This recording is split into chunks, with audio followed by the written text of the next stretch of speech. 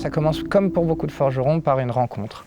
Là, pour le coup, c'était un gaillard dans un château médiéval avec qui j'ai fait l'apéro pendant un bon moment. Il a eu besoin d'un coup de main et m'a demandé si je voulais voir. Je lui ai donné un coup de main, je trouvais ça bien intéressant. J'étais déjà un peu attiré par l'idée. Et donc du coup, de fil en aiguille, j'ai passé 3 semaines à tous les jours, avant qu'ils fassent leur spectacle et après le spectacle, à aller forger des pièces et tout ça. Puis le soir, à l'apéro, poser des questions et montrer mes pièces au forgeron là qui me donnait des conseils. J'étais pas vraiment attiré par la ferraille à la base.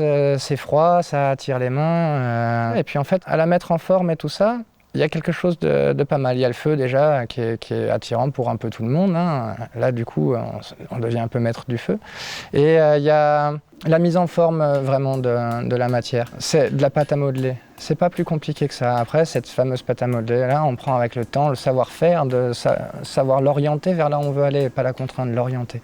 Il y a tellement de choses à faire. Après, j'ai commencé par me faire mon premier couteau de cuisine, parce que du coup, il fallait un couteau pour la cuisine, et puis c'est comme ça. Et puis le couteau, de fil en aiguille, est devenu quelque chose qui m'a bien intéressé, parce que c'est le premier outil. Voilà pourquoi je me suis intéressé au couteau au début, et pas au couteau, puis du coup, par là même, à l'ergonomie. Parce que du coup, ça, c'est vraiment les deux choses primordiales là-dedans.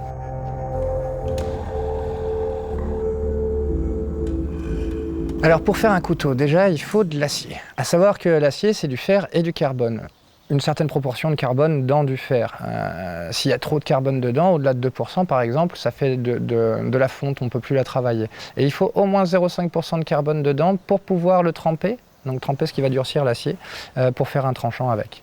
Donc ce que je fais moi, c'est que plutôt que de commander de l'acier dans des aciéries à l'étranger, en France ou peu importe, où il y a un livreur qui va venir et tout ça, vu que je sais à quoi servent une bonne partie des aciers, ou du moins à quoi servent les différents alliages, je fais le tour de la déchetterie, du mécano, du ferrailleur, de tous ces gens-là. J'y vais avec quelques couteaux dans la poche, histoire de leur montrer ce qu'on peut fabriquer avec ça, puis de temps en temps, quand ils m'en donnent plein, je leur donne un couteau.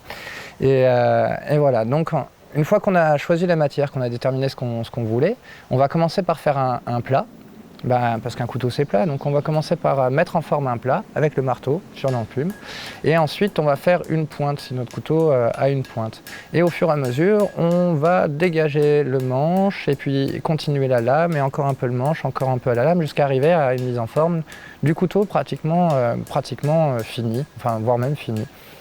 Ensuite, on va faire la trempe. Avant ça, on va l'usiner un petit peu. Déjà un premier coup, parce qu'une fois qu'il est trempé, il est vraiment très dur. On passerait beaucoup plus de consommables et puis surtout, il est plus fragile quand il est durci. Donc là, on fait un premier coup d'usinage et ensuite, on va faire la trempe. Alors la trempe, c'est pas que le fait de tremper dans l'eau comme ça, comme on croit ou comme on dit à l'ancienne, le simple fait de tremper. Ça va être 4 traitements thermiques qui sont la normalisation, la détention, la trempe et le revenu. La normalisation va réduire les grains d'acier, parce que quand on le chauffe à 900 degrés, ça explose les grains d'acier. La détention va l'assouplir et lui enlever toute son ancienne mémoire des formes. La trempe va lui apprendre sa nouvelle forme et le revenu va lui redonner un peu de souplesse pour qu'on puisse travailler ça bien. Et ensuite, voilà, un peu d'usinage, un peu de polissage, et on a un couteau prêt à l'emploi. Dans la forge, j'ai trouvé un élément de recherche, quelque chose qu'on peut poser, chercher sur soi-même, vraiment chercher sa conception des formes, etc. Le plat, au début, il est plat quand on l'imagine, mais notre conception du plat, elle change vraiment avec le temps, plus on l'observe, plus on le touche. Donc moi, je suis juste à la recherche de formes et de couleurs, et des formes et des couleurs qui m'attirent, moi. Voilà, comment dire. Ouais, on se cherche, quoi, comme on devrait tous le faire, j'espère. Enfin, je crois.